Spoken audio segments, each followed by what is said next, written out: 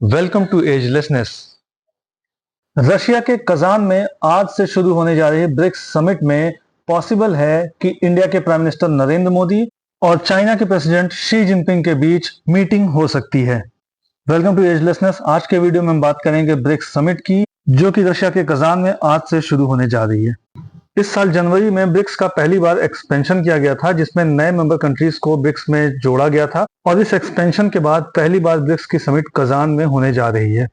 BRICS बनने के बाद से इसमें कभी कोई एक्सपेंशन नहीं किया गया था। इसमें वही 5 country Brazil, Russia, India, China और साउथ अफ्रीका थे। जनवरी में इसमें पहली बार एक्सपेंशन किया गया और नए मेंबर कंट्रीज को जोड़ा गया। लेकिन जब से ये कंट्रीज जुड़े हैं तब से अभी तक कोई समिट नहीं हुई थी। ये पहली समिट है जो रशिया के कजान में होने जा रही है। रशिया के कजान में आज से शुरू होने जा रही ब्रिक्स समिट में जनवरी में जो नए मेंबर कंट्रीज ऐड हुए हैं ब्रिक्स में, वो भी as a member of BRICS इसमें पार्टिसिपेट करेंगे। ब्रिक्स समिट के शुरू होने के साथ ही सबकी निगाहें इस बात पर भी लगी हुई हैं कि क्या इंडिया के प्राइम मिनिस्टर नरेंद्र मोदी और चाइना के प्रेसिडेंट शी जिनपिंग आपस में बैठक करते हैं या नहीं, क्या उनके बीच कोई बायलैटरल टॉक होती है या नहीं। इंडिया की मिनिस्ट्री ऑफ एक्सटर्नल अफेयर्स की तरफ से भी अभी तक इस बात को लेकर कोई कंफर्मेशन नहीं आई है। हालांकि फॉरेन सेक्रेटरी विक्रम मिस्री ने कहा है कि प्रधानमंत्री के अपने दौरे के दौरान कुछ द्विपक्षीय बैठकें करने की उम्मीद है, जिन पर अभी भी काम चल रहा है।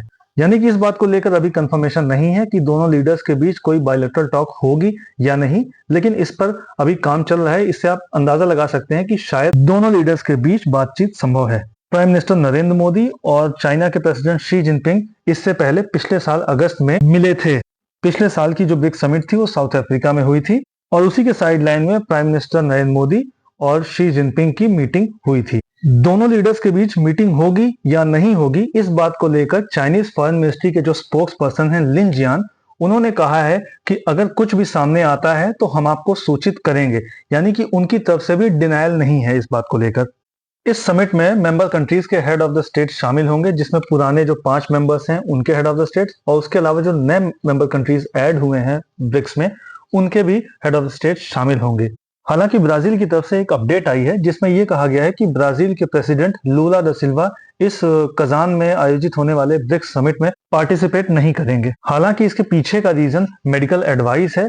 वो इस कॉन्फ्रेंस में इन पर्सन भले ही ना आ रहे हो, लेकिन वो वीडियो लिंक के थ्रू इस कॉन्फ्रेंस को ज्वाइन करेंगे। ये उम्मीद की जा रही है कि लीडर्स इस समिट में यूक्रेन और रशिया के बीच जो वॉर चल रही है उस पर बातचीत कर सकते हैं। इसके अलावा वेस्ट एशिया में जो क्राइसिस चल रही है उस पर बातचीत हो सकती है। आपको पता ही है कि वेस्ट एशिया में इस वक्त कई वॉर जोन बने हुए हैं।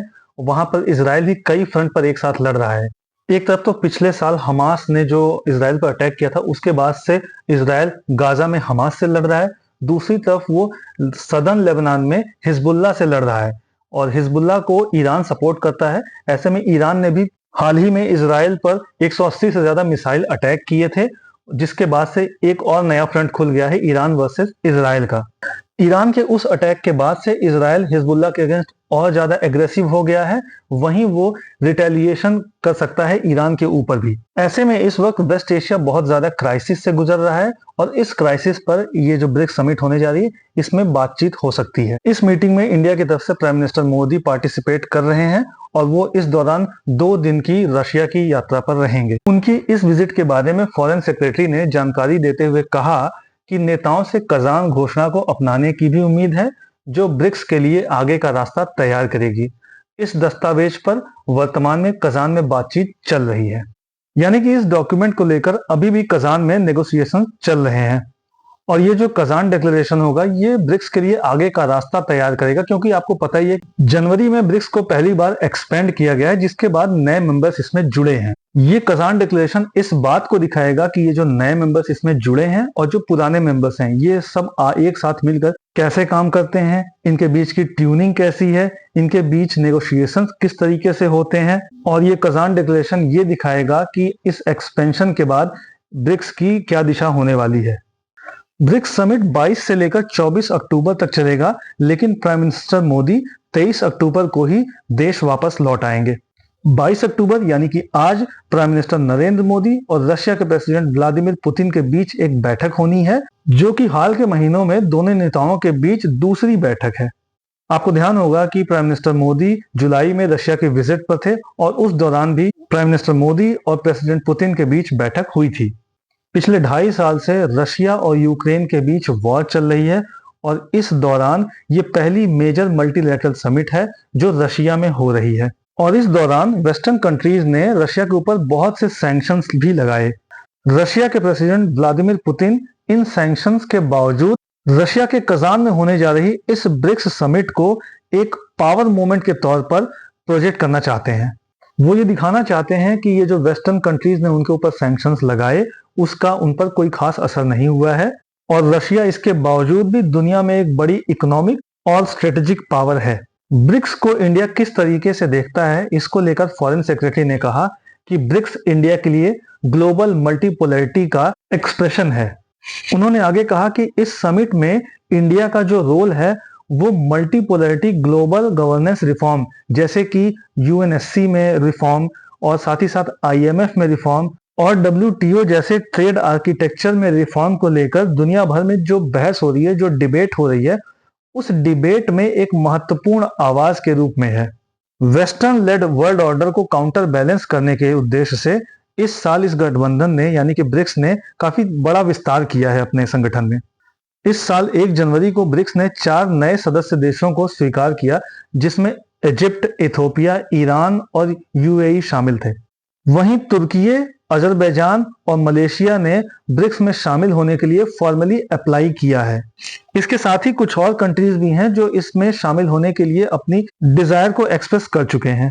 इस समिट के शुरू होने के पहले प्रेसिडेंट पुतिन ने अपने ऑफिशियल रेजिडेंस पर जो प्रेस कॉन्फ्रेंस की थी उसमें उन्होंने कहा था कि आने वाले जो साल होंगे उसमें दुनिया भर में जो इकोनॉमिक ग्रोथ होगी उसका एक बहुत बड़ा पार्ट ब्रिक्स समूह होगा। उन्होंने ब्रिक्स देशों से अपील की कि स्विफ्ट जैसे क्रॉस बॉर्डर पेमेंट सिस्टम को डेवलप करें जो कि वेस्टर्न सैंक्शन से इम्यून हो।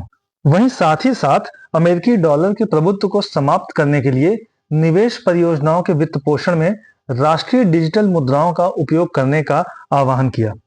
तो इस तरह से रशिया के कजान में होने जा रही इस ब्रिक्स समिट में एक तरफ तो ये रशिया के लिए पावर मूवमेंट की तरह से है जिसमें वो वेस्टर्न वर्ल्ड को ये दिखाना चाहता है कि उनके सैंक्शन के बावजूद उस पर कोई खास असर नहीं पड़ा है। तो वहीं दूसरी तरफ ब्रिक्स के एक्सपेंशन के बाद ये पहली समिट है जिसमें सभी देश एक साथ शामिल हो रहे हैं। वहीं इस बात पर भी निगाह रहेगी कि क्या ब्रिक्स के साइडलाइन में इंडिया और चाइना के बीच कोई बातचीत होती है या नहीं। जून 2020 में गलवान की घटना के बाद से दोनों देशों के बीच संबंध बहुत अच्छे नहीं हैं। ऐसे में ये देखना इंटरेस्टिंग होगा कि क्या दोनों देशों के बीच या दोनों लीडर्स के बीच कोई बातचीत होती है या नहीं, और अगर होती है तो उसमें क्या निकल कर आता है, ब्रिक्स समिट या फिर उसके साइडलाइन में कोई भी इंपॉर्टेंट इवेंट या फिर कोई इंपॉर्टेंट इंप्रूवमेंट अगर होती है तो उसको हम आपके सामने लेकर आते रहेंगे। तब तक के लिए दुनिया में जो दूसरे इवेंट्स हो रहे हैं या दूसरे कॉन्फ्लिक्ट्स हो रहे हैं उसके बारे में अगर आप कोई अन्य जानकारी चाहते हैं तो हमारे चैनल पर आप दूसरे वीडियोस देख सकते हैं। इसी तरह के और भी अपडेट्स जानने के लिए लाइक और सब्सक्राइब करें agelessness. Thank you very much.